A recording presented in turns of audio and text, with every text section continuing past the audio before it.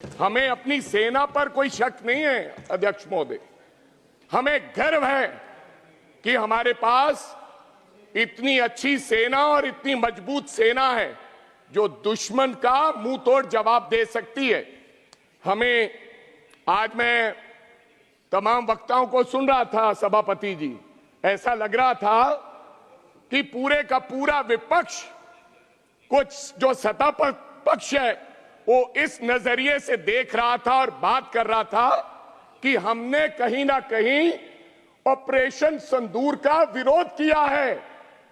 हमने जब देश की बात आई, जब हमें बुलाया गया तो पूरा विपक्ष, चाहे कोई व्यक्ति हो, इस देश में इस धरती पर पैदा होने वाला हर व्यक्ति पूरे जोर से देश की सरकार के साथ खड़ा हुआ, आदरणीय देश के प्रधानमंत्री के साथ खड़ा हुआ और कहा कि इस वक्त ना कोई सवाल है ना कोई जवाब है, हम आपके साथ हैं।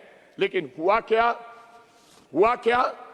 ये पुलवामा, ये पहलगाम, ये होता क्यों है अध्यक्ष महोदय? इसकी वजह क्या है? इसका कारण क्या है? इसका गुनहगार कौन है? क्या ये इंटेलिजेंस फेलियर नहीं है?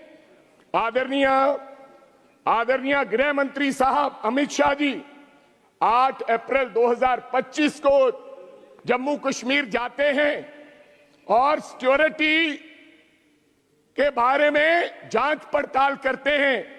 जहां तो इंटेलिजेंस ने किसी प्रकार कोई इत्तला नहीं दी, या फिर उनके पास इंफॉर्मेशन नहीं थी। लेकिन इसकी जिम्मेदारी तो किसी ना किसी को लेनी होगी अध्यक्ष महोदय। कौन जिम्मेदारी लेगा? कौन माफी मांगेगा? पुलवामा हुआ, पहलगाम हुआ, इसकी जिम्मेदारी लेनी पड़ेगी। अगर मैं उनकी जगह पर होता तो हमें तुरंत माफी मांगते हुए देश के गृह मंत्री को इस्तीफा दे देना चाहिए था, क्योंकि ये इंटेलिजेंस फेलियर है। आपकी वजह से उन निहत्थे 25-26 लोगों की जान गई है। अगर आप 11 साल से इस देश की इंटेलिजेंस नहीं संभाल सकते तो इस देश की 140 करोड़ की आबादी वाले देश को संभालने की आप में क्षमता नहीं है। मेरा सवाल आप पर है सीधा। और मैं अध्यक्ष महोदय, मेरे और भी कई सवाल है। पहला सवाल, आपने 7 मई को डायरेक्शन दिया, आपने कहा कि हम पाकिस्तान के आतंकवादी ठिकानों पर हमला करेंगे। आप बार बार पूछते हैं कि आप ये क्यों पूछते हो कि पेन टूटा और पेंसिल टूटी?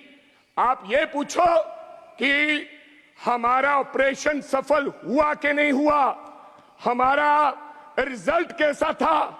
हमें शक है, हुआ क्या? मैं आपसे ये जानना चाहता हूं, सरकार से जानना चाहता हूं। जब 7 मई को आपने पाकिस्तान को, आपके एक्सटर्नल अफेयर मिनिस्टर ने यह कह दिया कि हम आपके आतंकवादी ठिकानों पर हमला करने जा रहे हैं। एक तरफ तो आप कहते हैं कि पाकिस्तान टेररिस्ट की नर्सरी है, ये अभी आज कहा डिफेंस मिनिस्टर ने। इसके बावजूद जो देश पाकिस्तान दुश्मनों को पाल रहा है उनको आप इत्तला देते हैं। उन्होंने तो नहीं इत्तला दी कि हम पुलवामा करने वाले, हम पहलगाम करने वाले, उन्होंने तो नहीं बताया। लेकिन आपने उनको पहले बताया, तो आप क्या समझते हैं?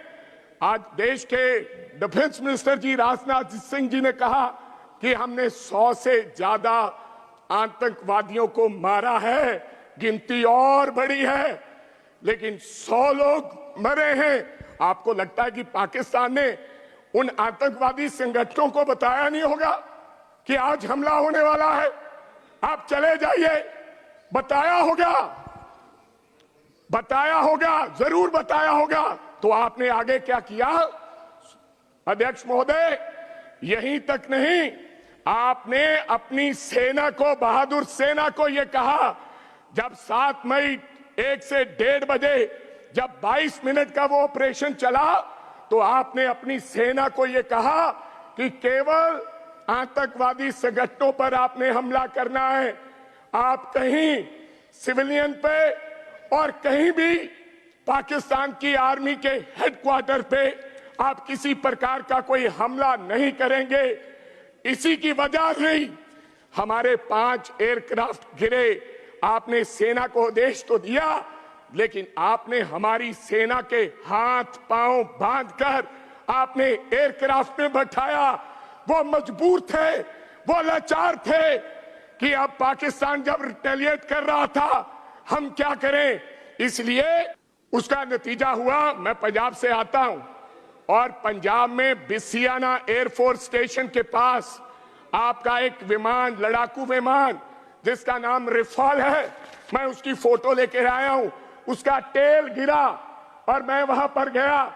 उसके ऊपर लिखा था BS-001 और नीचे ये BS-001 आपका रफाल एयरक्राफ्ट गिरा पहले दिन, जिसमें गिरने पर एक व्यक्ति की मौत हुई और 9 लोग जख्मी हुए। ये मीडिया में आया, SMO ने बताया और आपके आदरणीय भारती जी, एयर मार्शल भारती, उन्होंने भी ये माना, लेकिन उन्होंने कहा ये अनआइडेंटिफाइड एयरक्राफ्ट है। एक एयरक्राफ्ट गिरता है, लेकिन आपने उसको अनआइडेंटिफाइड एयरक्राफ्ट का नाम देके आपने देश की जनता को मूर्ख बनाने का काम किया। और यही तक नहीं, डसॉल्ट कंपनी के CEO ने कहा कि टेक्निकल वजह से हमारा एक रफाल जो गिरा है, लेकिन आज तक नहीं बताया गया कि रफाल गिरा कि नहीं गिरा है।